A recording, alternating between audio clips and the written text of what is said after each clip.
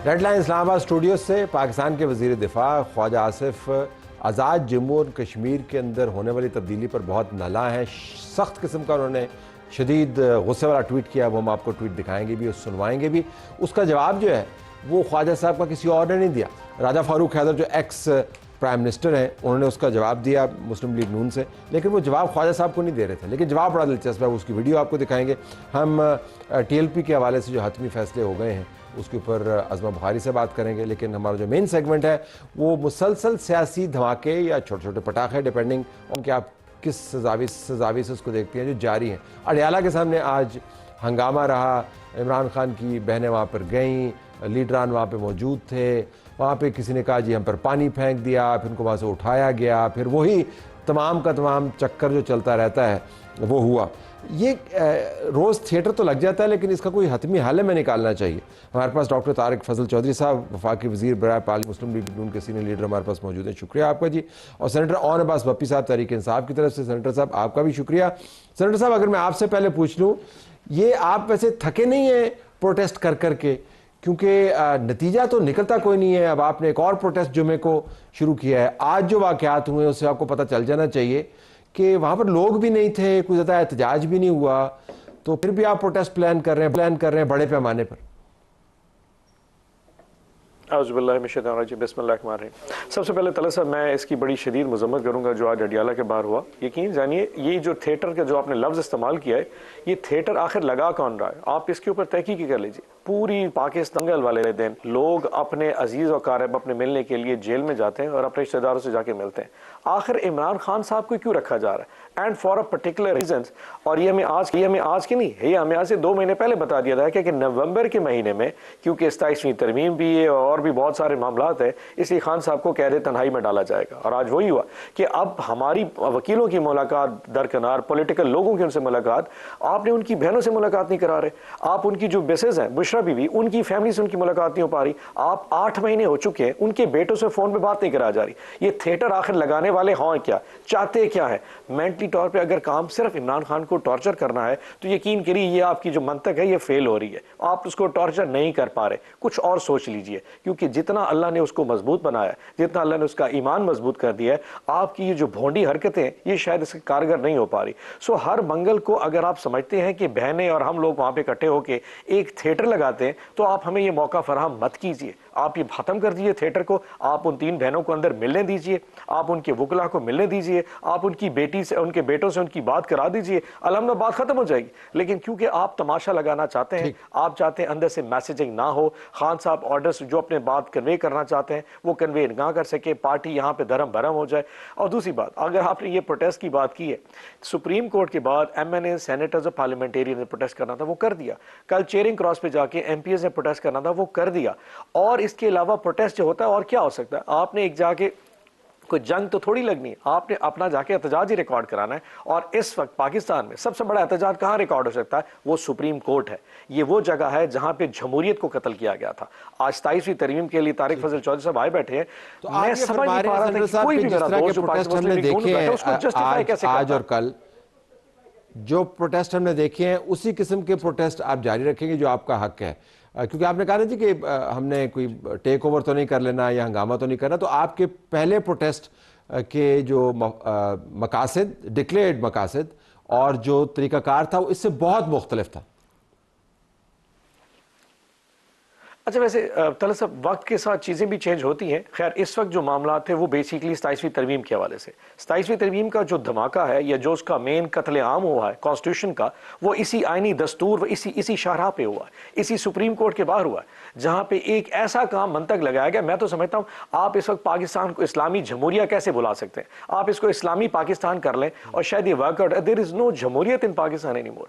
आपने जिस तरीके से, और मज़े की बात यह है कि जितने दोस्त हमारे बैठे, मैं तारिक फजल चौधरी साहब की बात कर रहा था, जब ये टॉक शो पे जाके इसको रेजिस्ट करते हैं, इस पे ऊपर रैशनल क्रिएट करते हैं कि हमने क्यों कर वोट दिया, यकीन जाने आज से 10 साल बाद ये बैठ के कोसेंगे अपने आप को, ये पीटेंगे कि आपने तारीख में वो काम कर दिया जिसको नस्लों ने भुगतना है। आपने पाकिस्तान में एक ऐसी जमहूरियत और ऐसी जुडिशरी क्रिएट कर दी है जो अब के एग्जीक्यूटिव के कंट्रोल में। सो अब हम सारे के सारे प्यादे किस तरह मूव करेंगे पाकिस्तान में, वो जो 3 पिलर्स है, अल्टीमेटली वो 3 पिलर खत्म हो गए। हम सब उस तरह मूव करेंगे कि चेस पे कोई भी कहेगा घोड़ा इधर से इधर चला जाएगा, नहीं चलेगा तो उठा के बाहर। मुस्तकबिल की भयानक तस्वीर आपने खींची है, ये तस्वीर में डॉक्टर तारिक फजल चौधरी के सामने रखता हूं, जो सुन भी रहे हैं और तहकीक कर रहे हैं अपने फोन के ऊपर कि आपके जो सख्त कलमात हैं उनका जवाब क्या दें। तो डॉक्टर साहब पहले इसके ऊपर मैं बार बार प्रोग्राम में इसरार करता हूँ कि वाकईतन बुरी तस्वीरें हैं, वहाँ पे बैठे हुए हैं लोग और चल रहा है और मंगल को होता है और हर मतलब आप नहीं मुलाकात करवाते, वो कहते हैं आप ये मुलाकात करवा दें तस्वीरें ख़त्म हो जाएंगी। बिल्कुल सही कह रहे हैं, लेकिन मसला ये है कि सवाल मैं आपसे करता हूँ सेंटर साहब से भी कि अगर इमरान खान साहब से उनकी बहनें मिल लेती हैं या बुशरा बीबी से उनकी फैमिली के लोग जैसे वो कह रहे हैं मिल लेते हैं, तो इससे हुकूमत की सेहत पे क्या फ़र्क पड़ता है? कोई फ़र्क नहीं पड़ता। पहले तो ये मैं वाज़ेह कर दूँ आपको। दूसरी बात यह है कि इनकी फैमिली की और वकला की तवातर से मुलाकातें होती हैं, ये एक तयशुदा बात है। बाकी जेल मैनुअल के मुताबिक वहाँ पे बाकी भी जो कैदी हैं उन्हें भी डील किया जाता है। 8,500 कैदी हैं इस वक्त वहाँ पे। 2 बंदे अगर एक कैदी की फैमिली से आएँ तो 17,000 उनकी नकलो हरकत हो रही है अडियाला जेल के अंदर और बाहर। ठीक है जी, वो भी जेल सुपरिटेंडेंट ने किसी चैनल के थ्रू उसको भी मैनेज करना होता है। अगर आप मिसाल के तौर पे मंगल का दिन है, फैमिली ने मिलना है, उनके साथ अगर जनाब आप पार वर्कर ले जाते हैं, शारा आम है, जेल के गेट बंद वो बंद, धरने शुरू, तो ये सीन अगर आप क्रिएट करेंगे तो फिर वहाँ पे इस तनाव को, इस कैफियत को कंट्रोल करना सबसे पहले इंतज़ामिया के लिए चैलेंज होता है। वो हमारी पुलिस हो, वो जेल की इंतज़ामिया हो, फिर अगली जो मुलाकात है या नहीं वो बाद में चली जाती है। तो आप कह रहे हैं कि 4 बंदों के नाम आते हैं वो ले जाया करें मुलाकात 100%। मैं आपको अर्ज कर चुका हूँ कि गवर्नमेंट को क्या फ़र्क पड़ता है। ये मतलब एक को मुझे रैशनल बता दे, वो कहते हैं खौफजद हैं, वो अंदर से हिदायत जारी करेंगे, फिर हिदायत के बाद हंगामा होगा, आप उससे मतलब जितनी अफरा तफरी और जितनी अबतरी इमरान खान साहब जेल में बैठ के भी फैलाने की कोशिश कर चुके हैं, इससे ज़्यादा वो क्या करेंगे?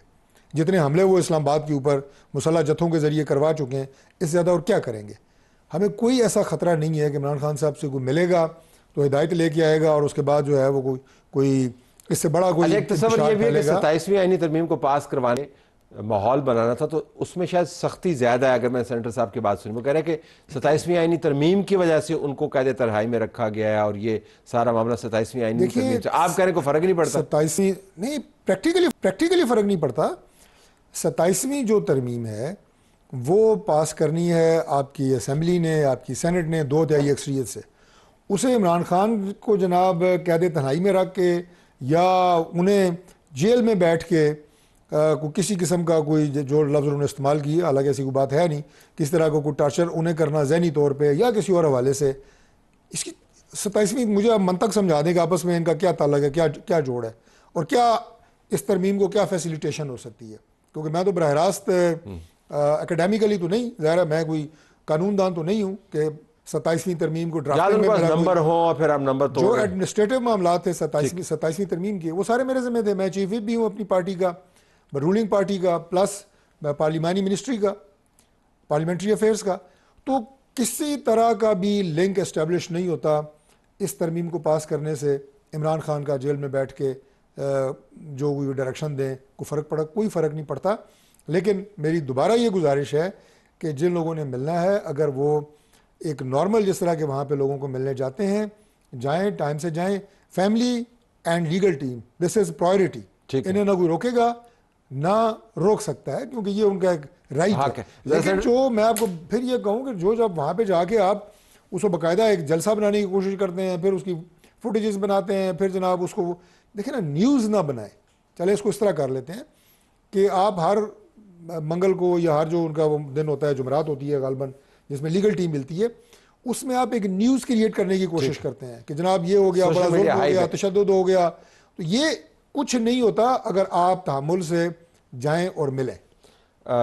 आई विश कि ज़िंदगी इतनी सादी हो जितनी आप डॉक्टर साहब फरमा रहे हैं, लेकिन चले मान लेते हैं आपका आर्गूमेंट और यही आर्गूमेंट सेनेटर साहब के पास लेके चलते हैं। सेनेटर साहब ये फरमाइएगा कि ये जो अच्छा बयानिया है कि इमरान खान से निज़ाम खौफज़दा है और ये हुकूमत थरथराती है, इसकी वजह से उनके ऊपर मज़ालिम करती है, लेकिन अगर आप फैक्चुअली देखें और उसमें कोई सियासी, अखलाकी और जमहूरी मामलात को लेना चाह रहा, मैं सिर्फ पावर गेम के हवाले से देखना चाह रहा हूँ। इमरान खान ने जेल में बैठकर क्या कुछ नहीं कहा और क्या कुछ नहीं किया, तो निज़ाम पर तो कोई असर नहीं हुआ, तो ये निज़ाम क्यों उनसे खौफज़दा हो? मैं ज़रा आपसे जानना चाहूँगा कि आपके ज़हन में क्या है वो लिंकेज कि जी इमरान खान के साथ ये इस वजह से कर रहे हैं कि ये ताकत में रहना चाहते हैं।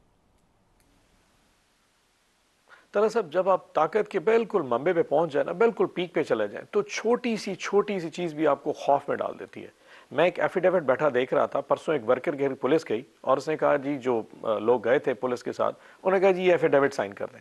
मैंने उसकी वर्डिंग पढ़ी और मैं एग्जैक्टली मन वन आपसे बयान करता हूँ कि मैं मुसम्मा और मुसम्मी वल्द फलाना फलाना ये बयान करता हूँ कि मैं 27वीं आइनी तरमीम के खिलाफ 21 नवंबर वाले होने वाले जैसी जो एहतजाज है उसमें किसी तौर पर शिरकत नहीं करूँगा और 27वीं आइनी तरमीम को मनहक जिस्म से अपने मन से उसको तस्लीम करता हूँ। अब कैन यू इमेजिन कि लोकल अथॉरिटीज, एक पंजाब पुलिस के एक आम से बंदे, वो जाके लोगों से, वर्करों से साइन करेंगे तुम 27वीं तरमीम के खिलाफ जाना प्रोटेस्ट नहीं करोगे। जहां इस किस्म का खौफ हो एक आम से वर्कर से, वहां इमरान खान कितना बड़ा खौफ हो सकता है ये आप सोच लें। बात ये नहीं कि इमरान खान, अगर इस 27वीं तरमीम से अब किसी को खौफ होना चाहिए वो इमरान खान से नहीं होना चाहिए, वो पाकिस्तान तहरीक इंसाफ नहीं, वो निज़ाम को खुद होना चाहिए, वो तारिक फजल चौधरी साहब की हुकूमत को होना चाहिए, वो इस हुकूमत बैठे हर उस शख्स को होना चाहिए जो जमहूरियत के ऊपर बिलीव करता था, जो जुडिशरी पे बिलीव करता था, इंसाफ पे बिलीव करता था।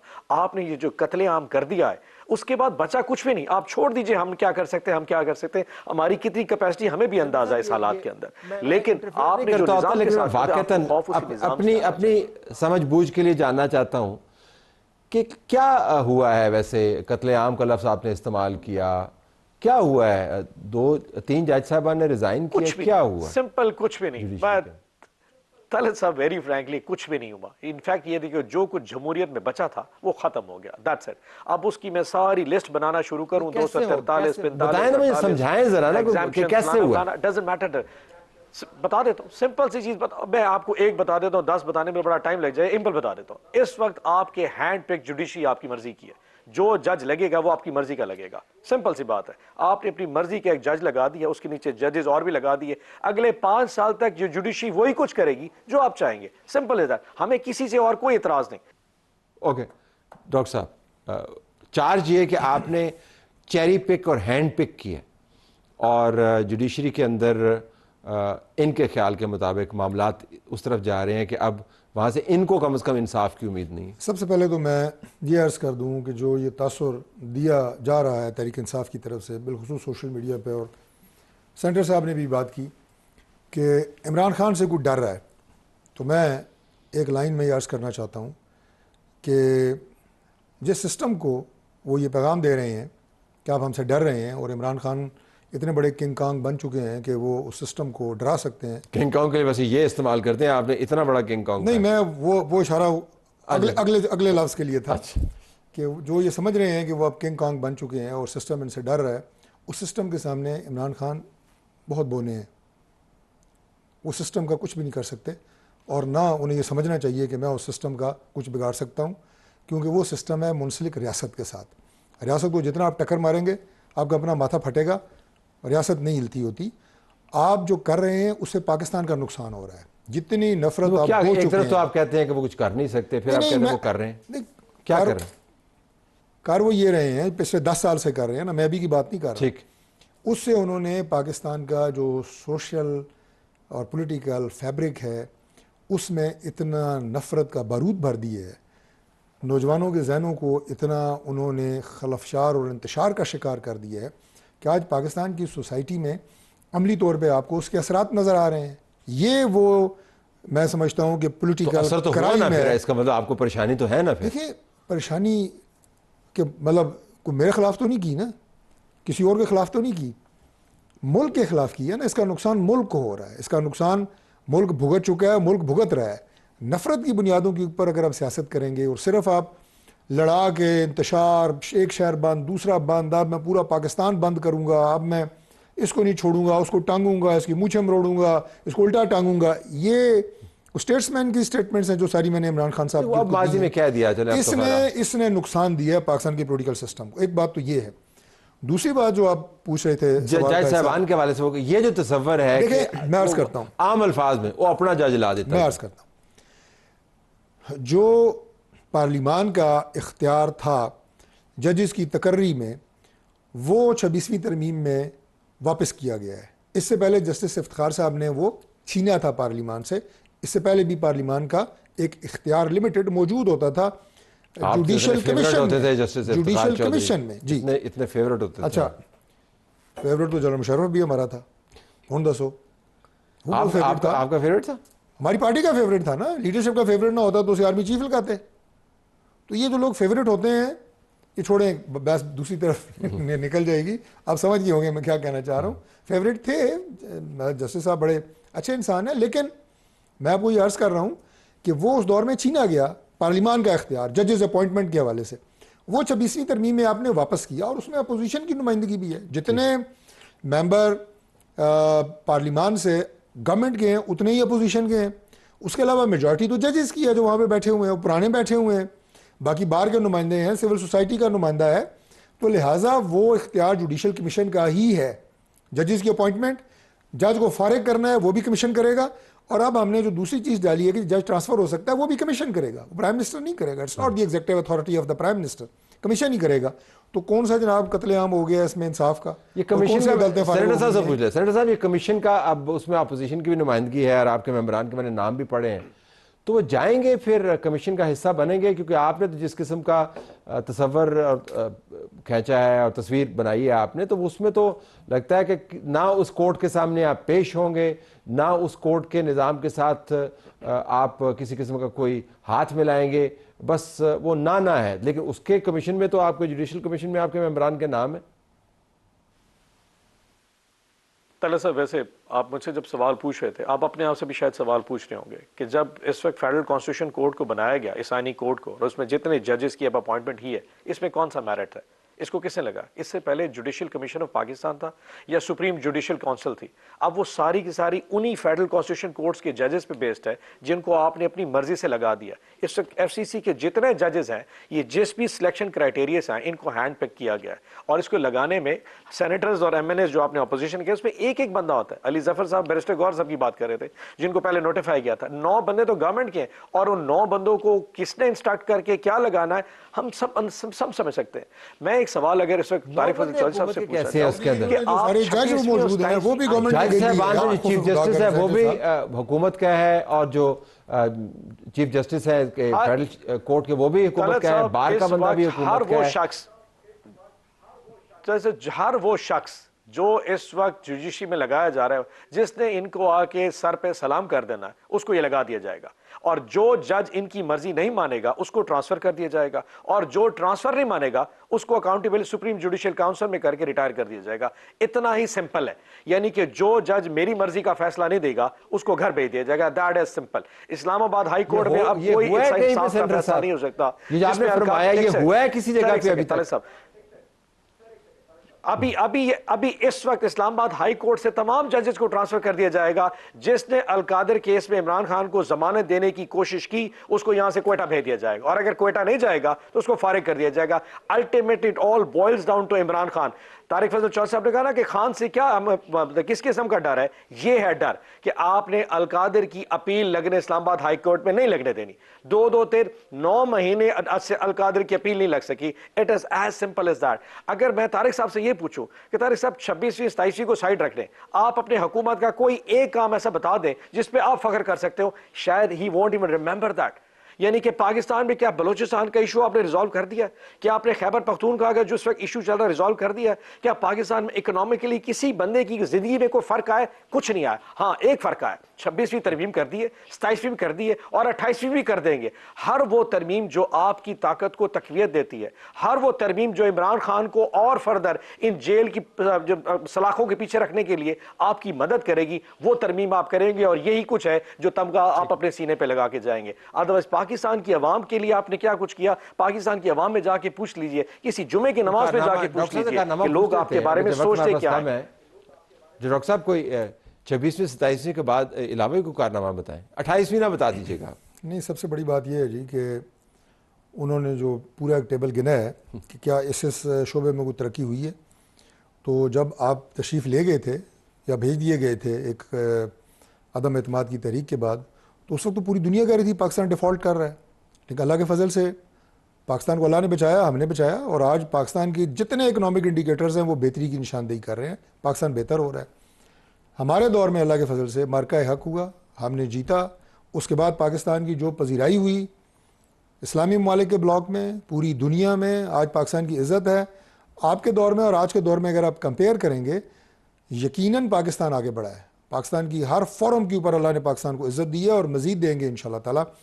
और आखिरी बात यह कि जो अब बार बार कह रहे हैं ना इमरान खान से डर की वजह, तो कहते हैं कि अलकादर ट्रस्ट की वजह से आपने 27वीं आईनी तरमीम की, जिसके बाद आपने उन जजेस को ट्रांसफर किया, वो अलकादर ट्रस्ट के ऊपर आ गए। देखें, अगर आपके जहन में इस हद तक जो है वो पार्टिजन भरा हुआ है कि आप जो ऑनरेबल जज साहिबान हैं सुप्रीम कोर्ट के, उन्हें भी आप कह रहे हैं कि हुकूमत के नुमाइंदे बैठे हैं, तो फिर इसका तो कोई इलाज नहीं किया जा सकता ना कि एक माइंड सेट है। मैं सेनेटर साहब की नहीं, उनकी जमात की बात कर रहा हूँ, वो जमात की नुमाइंदगी कर रहे हैं। इसका इस माइंड सेट का तो कोई इलाज नहीं है। वो ऑनरेबल जजेज़ हैं, वो जजेस की तकर्री के ऊपर उनकी अक्सरियत है। हमारी नुमाइंदगी गवर्नमेंट की उतनी ही है जितनी अपोजिशन की नुमाइंदगी है। बाहर का जो नुमाइंदा है वो कभी आप क्लेम करते हैं हमारा जीता, अगर आपका जीतेगा तो आपका बैठा होगा, अगर हमारा कोई जिसको हम सपोर्ट कर रहे होंगे वो जीता तो हमारा, ये बात चीज़ें चलती रहती हैं।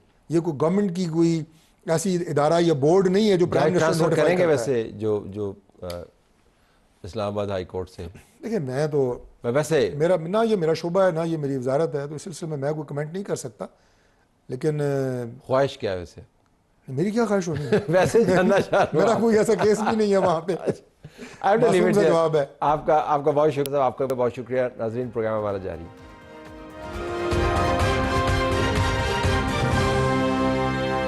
आइए नाज़रीन, आपको हम लाहौर लिए चलते हैं, जहाँ से हमें अज़मा बुखारी साहबा ने ज्वाइन किया। अज़मा साहब, बहुत शुक्रिया। हमने आपकी प्रेस कॉन्फ्रेंस देखी जिसके अंदर आपने तहरीक लब्बैक के बैन के हवाले से मज़ीद मालूमात हमसे शेयर की। तहरीक लब्बैक ने अब वज़ारत दाखिला और कानून के अफसरान पर मुश्तमिल जो कमेटी है उसके अंदर इसको चैलेंज कर दिया है। अगरचे बैन उन्होंने चैलेंज किया, लेकिन हम जानना ही चाहते हैं कि आपके असेसमेंट में क्या इम्कानात है कि फाइनली जाकर कहीं कोर्ट में इनको रिलीफ मिल गया तो आपने जो आज इकदाम अनाउंस किए वो धरे के धरे रह जाएंगे?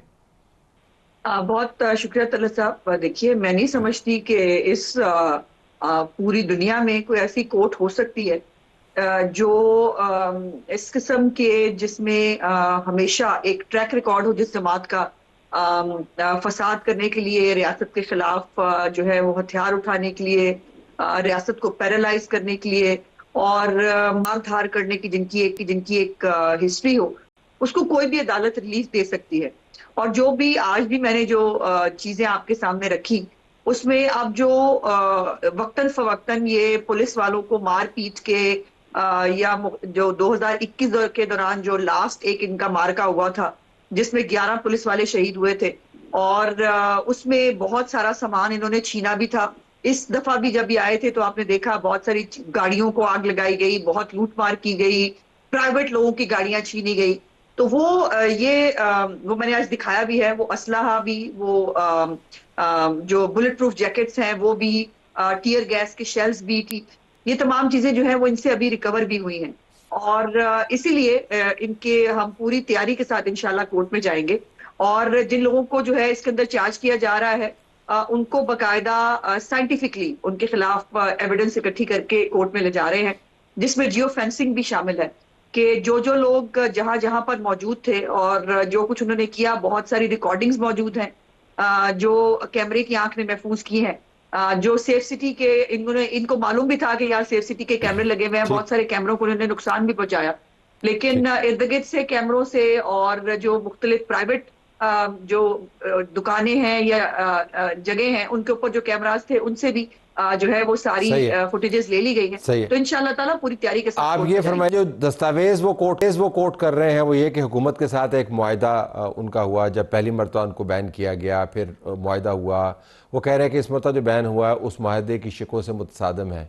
तो हुकूमतें कभी बैन करती हैं, फिर मुआहदे करती हैं, फिर बैन करती हैं, फिर मुआहदे करती हैं, तो ये मामला जब अदालत में जाएंगे, अगर जाते हैं तो केस कमज़ोर नहीं हो जाता?